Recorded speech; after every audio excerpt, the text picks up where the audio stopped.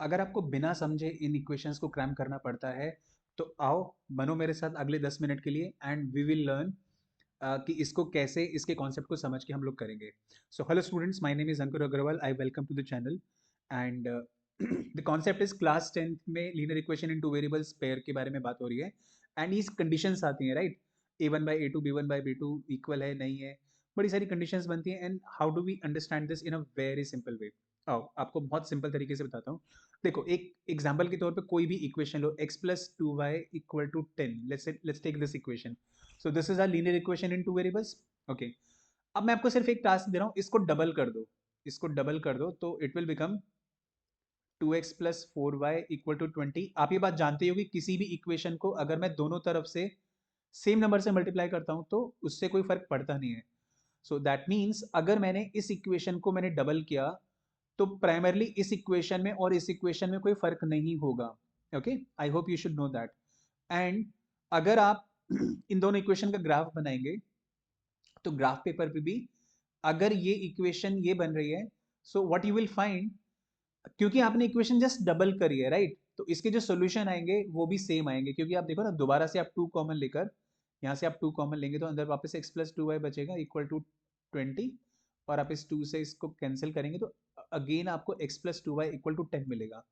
What I am saying, इसमें और इसमें कोई फर्क नहीं है. मतलब आप ऐसा समझो, अगर x इक्वल टू 10 है और अगर मैं इसको दोनों तरफ 2 से मल्टीप्लाई कर दूं और बोलूं कि 2x equal to 20, but again they don't have any difference, because अगर मैं वापस से x निकालूंगा that will be 20/2 and that will be 10. इसका मतलब ये हुआ, बहुत सिंपल शब्दों में मतलब ये है दैट अगर अगर मैंने बोला कि मैं किसी भी इक्वेशन को डबल कर रहा हूं तो उस इक्वेशन में ओरिजिनल में और जो डबल करी है उस इक्वेशन में there is no difference at all. और नो डिफरेंस का मतलब है कि सॉल्यूशंस भी वही आएंगे x और y के, और सॉल्यूशंस वही आएंगे. इसका मतलब जब ग्राफ पे ड्रॉ करेंगे तो भी सेम इक्वेशन ड्रॉ होगी. Now what does it mean?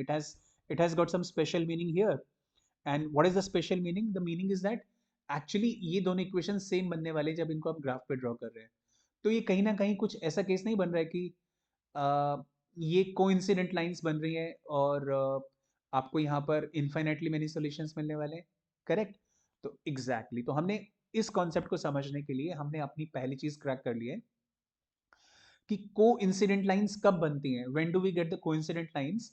जब हम देखेंगे कि एक इक्वेशन दूसरी इक्वेशन का, फॉर एग्जाम्पल अभी मैं सिंपल करने के लिए मैंने बोला डबल कर दिया. देखो, मैंने 2x plus 3y equal to 5, इसका भी मैंने जब डबल किया आई गेट दिस इक्वेशन. तो इन इक्वेशन के केस में I get the coincident lines because in दोनों में कोई फर्क है ही नहीं, ये एक्चुअली एक ही लाइन है. तो अगर कोइंसिडेंट लाइंस होंगी तो हमने लास्ट वीडियो में सीखा था that they will have infinite many solutions. ये बात भी ठीक है. ठीक है, अब इसको कंपेयर करो जरा कि क्या मैं बिना ग्राफ ड्रॉ करे बता सकता हूँ कि कोइंसिडेंट लाइंस बनेगी, या मुझे नहीं पता कि मैंने डबल किया ट्रिपल किया. किसी किसी केस में तो ऐसा भी हो सकता है कि रेशो 2/5 आए.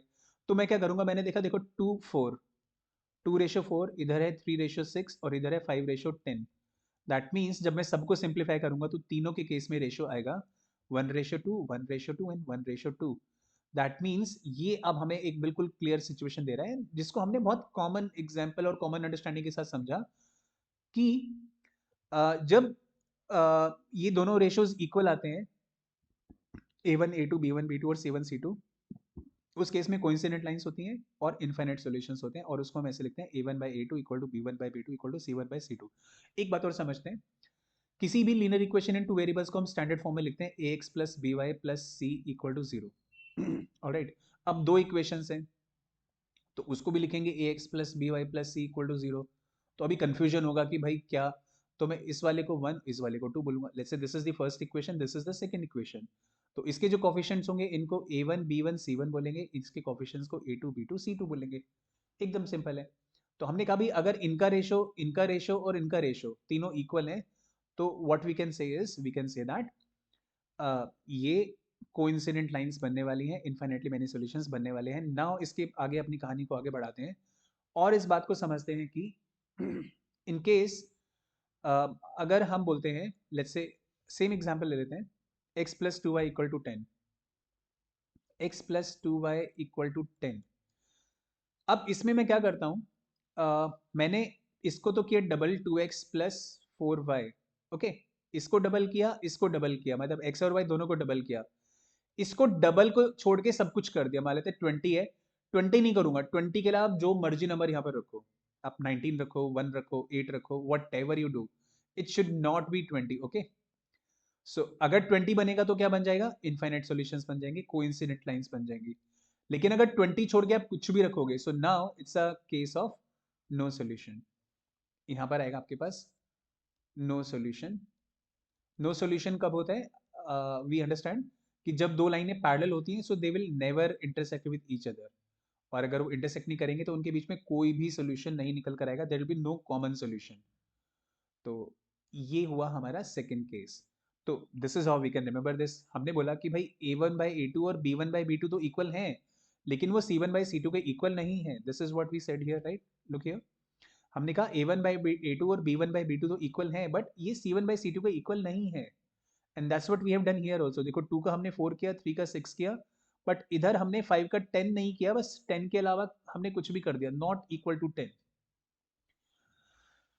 तो इस तरह के क्वेश्चंस आते हैं। और फिर तीसरा हमने जो केस लिया, हमने यहाँ पर बोला तीसरे केस में हमने कहा कि भाई x+2y इक्वल टू 10 है, and what we want is हमें ना इसको डबल, लेट्स से मैंने इसको तो डबल कर दिया, मैंने बोला भाई देखो इसको मैं डबल नहीं करूंगा, I won't take it as 4। इसको डबल किया ना, अभी इसको डबल नहीं करूंगा, आप इसको कुछ भी ले लो, इसको कोई प्रॉब्लम नहीं है, आप 20 लो, 30 लो, इससे मुझे कोई फर्क नहीं पड़ता। अब इस केस में इसको बस आप 4 मत लो, आप 3 ले लो। सो अब इस केस में क्या केस बन गया कि a1/a2 और b1/b2 इक्वल ही नहीं बचे। So this is the case of unique solution.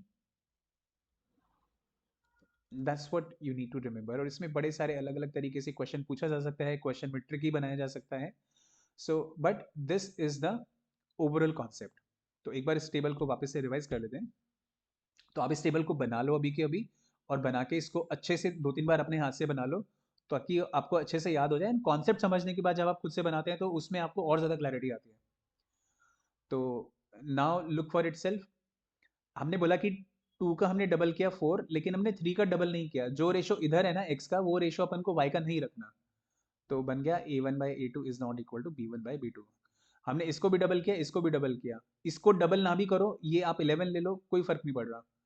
You actually C1 और C2 कुछ भी हो, हमें फर्क ही नहीं पड़ता। इफ a1a2 b1b2 इक्वल नहीं है, मतलब जो रेशो x के कोफिशिएंट्स का है और जो रेशो y के कोफिशिएंट का है, अगर वो इक्वल नहीं है, it's very simple, unique solution का केस है।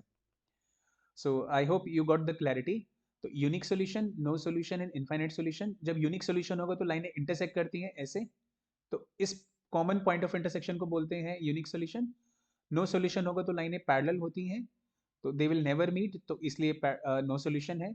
लेकिन कोइंसिडेंट लाइंस में यही दोनों लाइनें कोइंसिडेंट है, मतलब they are superimposed on each other, तो इसीलिए हम बोल सकते हैं कि there are infinitely many solution, क्योंकि ये दोनों के दोनों लाइनें इनफाइनाइट टाइम्स एक दूसरे को इंटरसेक्ट करती हैं। Now let's talk about the ये क्या है कंसिस्टेंट इनकंसिस्टेंट। देखो बस एक लाइन का आंसर है इसका, अगर सॉल्यूशन आ रहा है तो कंसिस्टेंट है, अगर सॉल्यूशन नहीं आ रहा है तो इनकंसिस्टेंट है। इतना आसान था, हाँ बिल्कुल इतना ही आसान था। ये देखो इनकंसिस्टेंट है और बाकी दोनों कंसिस्टेंट है। आई hope you understood the point. So that is the summary of the concept, and ये सब कॉन्सेप्ट को यूज करके हमने इसको सीखा। सो इसी तरह के और लर्निंग वीडियोस के लिए stay connected, you can subscribe to the channel, and if you like the video you can please share with your friends also. So let's see you in the next video. Till then, keep learning and stay happy.